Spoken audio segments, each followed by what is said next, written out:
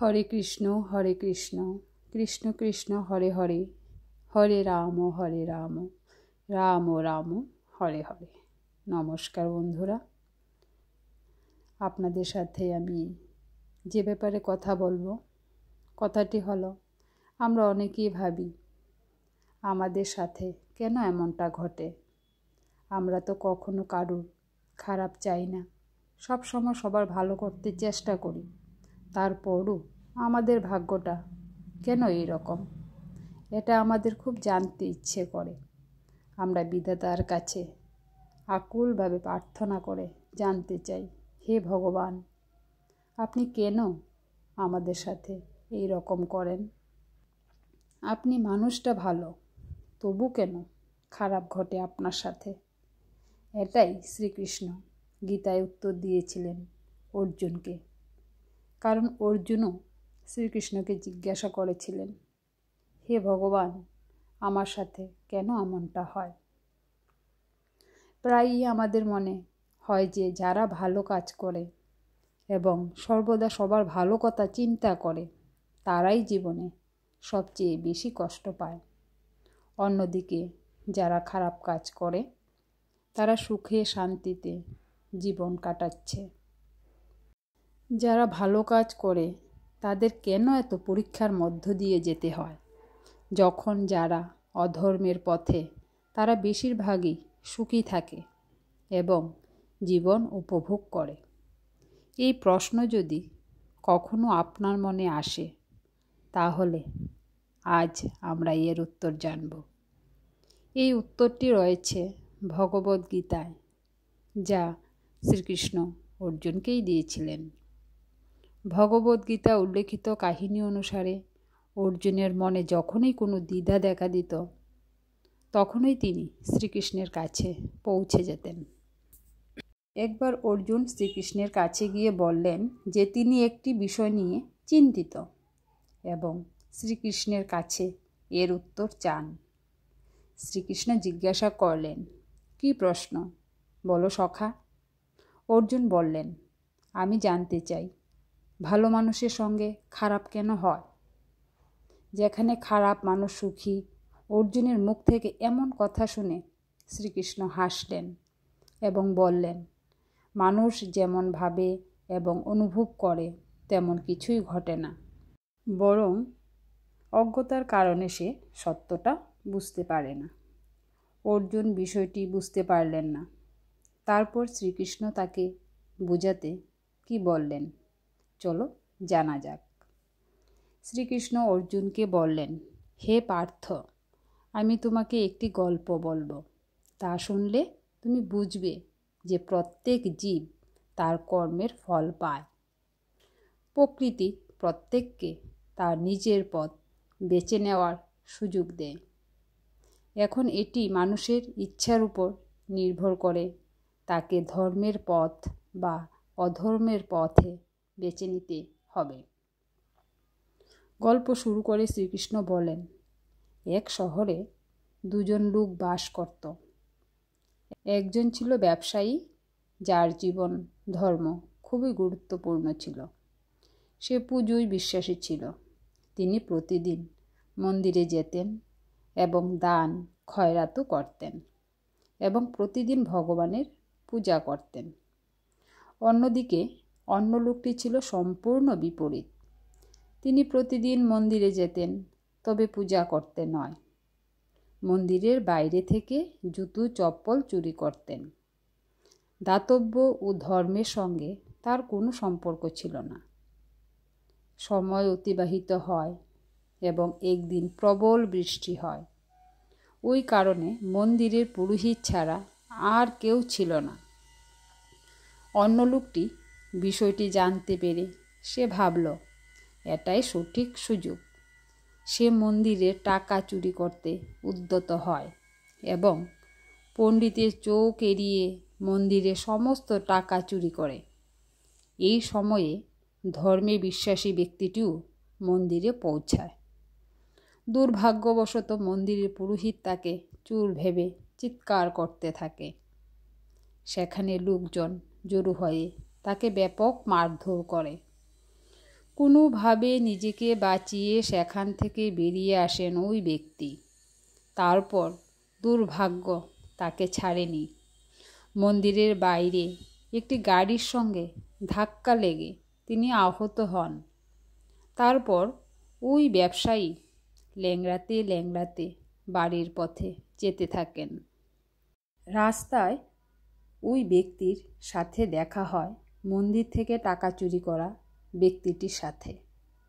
মন্দির থেকে টাকা চুরি করা ব্যক্তি বললেন, আজ আবার ভাগ্য উজ্জ্বল হয়েছে, আমি একেবারে এত টাকা পেলাম। এসব দেখে আহত ব্যক্তির খুব খারাপ লাগলো এবং নিজের ঘর থেকে ভগবানের সব ছবি সরিয়ে ফেললেন। কয়েক বছর পর দুজনেই মারা যান। মৃত্যুর পর যখন দুজনেই যমরাজের কাছে পৌঁছলেন এবং সেই উত্তম পুরুষটি অপর ব্যক্তিকে দেখে ভীষণ রেগে গেলেন। তিনি রাগান্বিত হয়ে যমরাজকে জিজ্ঞাসা করলেন, আমি সর্বদা সৎ কাজ করতাম, দান ধ্যানে বিশ্বাস করতাম, বিনিময়ে আমি সারা জীবন অপমান এবং যন্ত্রণা পেয়েছি এবং এই ব্যক্তি সর্বদা খারাপ কাজ করেছে, তবু সে একটি নোট ভর্তি বান্ডিল পেয়েছে। কেন এমন বৈষম্য? এতে যমরাজ বললেন, পুত্র, তুমি ভুল বলছ। যেদিন তোমার গাড়ির ধাক্কা লেগেছিল সেদিনই ছিল তোমার জীবনের শেষ দিন, কিন্তু তোমার ভালো কাজের কারণে তোমার মৃত্যু সামান্য আঘাতে পরিণত হলো। তুমি এই দুষ্ট ব্যক্তির সম্পর্কে জানতে চাও? আসলে তার ভাগ্যে রাজযোগ ছিল, কিন্তু তার অপকর্ম এবং অধার্মিকতার কারণে সে কেবল একটি ছোট টাকার বান্ডিল পেল।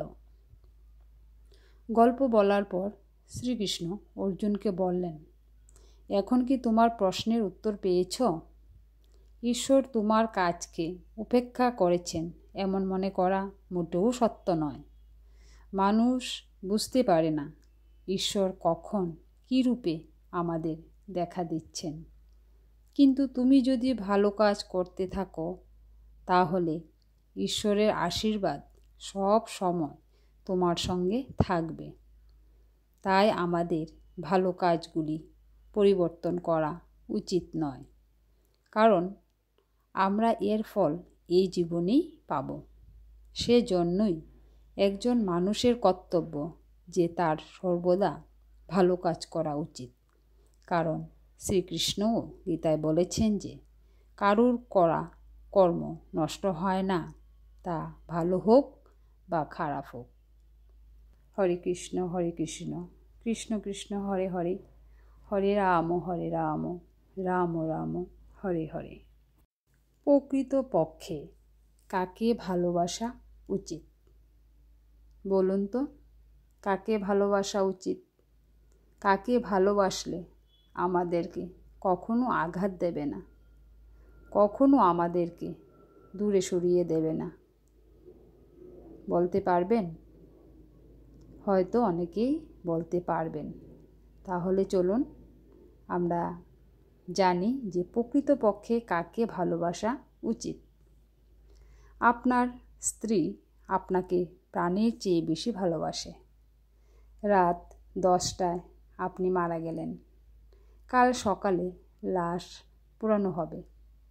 এমন সময় কেউ যদি আপনার স্ত্রীকে এসে বলে, লাশ দাহ করতে তো অনেক দেরি হবে, এখন অনেক রাত হয়েছে, আমরা সবাই একটু ঘুমিয়ে আসি, সকালে এসে সবাই মিলে লাশকে শ্মশানে নিয়ে যাব।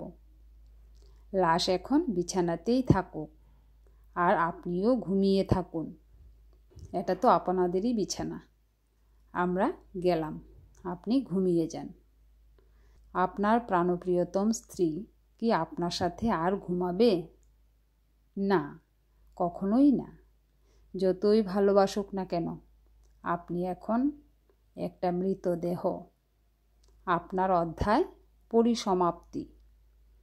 কিন্তু এমনও একদিন ছিল, বজ্রপাতের আওয়াজ হলে ভয়ে চিৎকার দিয়ে আপনার বুকের পাঁজর আঁকড়ে ধরে মিশে যেত। আপনাকে জড়িয়ে ধরার পরে তার ভয় কাটত।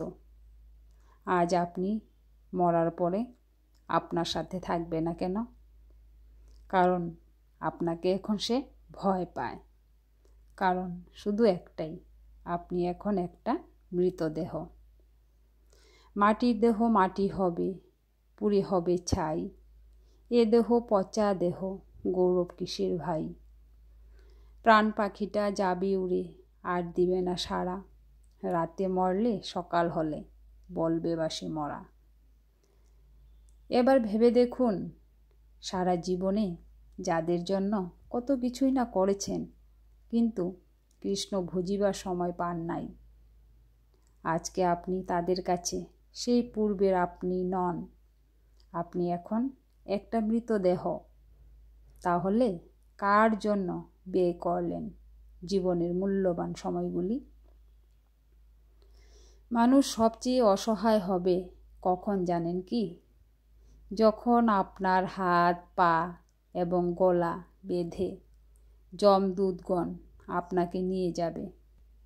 আপনি চিৎকার করতে চাইবেন, কিন্তু পারবেন না। তখন কেউ আপনাকে রক্ষা করতে পারবে না। আপনার মৃত্যুর পরে আর কাজে আসবে না। সে হোক ডাক্তার, ভাই, বন্ধু, স্ত্রী, পুত্র, কেউ না। নরকে যাবার সময় আপনাকে হাজার হাজার মাইল কাঁটার উপর দিয়ে হাঁটতে হবে। ভেবে দেখুন, আপনার পায়ে একটি কাঁটা ঢুকলে কেমন লাগে? কিন্তু তখন আপনাকে কাঁটার উপর দিয়ে হাঁটতে হবে। ক্ষণস্থায়ী এই মায়ার সংসারে অল্প কিছু সময় বসবাস করার জন্য আমরা যে কত কিছু করি। এই সংসার ক্ষণস্থায়ী, এই কথা প্রায়ই সবাই জানে। তবু আমরা এই ক্ষণস্থায়ী সুখ শান্তির জন্য জীবনের মূল্যবান সময় নষ্ট করি। তাই আমাদের উচিত সময়কে কাজে লাগিয়ে কৃষ্ণ ভাবনায় জীবন যাপন করা। তাকেই সবচেয়ে বেশি ভালোবাসুন, যাকে ভালোবাসলে এই জন্ম মৃত্যু জরা বিধিময় এই সংসারে আর ফিরে আসতে হবে না। তাই কৃষ্ণ ভজ জীব আর সব মিছে, পালাইতে পথ নাই জম আছে পিছে। কৃষ্ণ ভজিবার তরে সংসারে আসিন, মিছে মায়ায় বদ্ধ হয়ে বৃক্ষ সম হইন। কৃষ্ণ নাম বিনে রে ভাই, গোবিন্দ নাম বিনে বিফলে মানব জনম যায় দিনে দিনে। হরে কৃষ্ণ কৃষ্ণ কৃষ্ণ হরে হরে, হরে রাম রাম রাম রাম হরে হরে।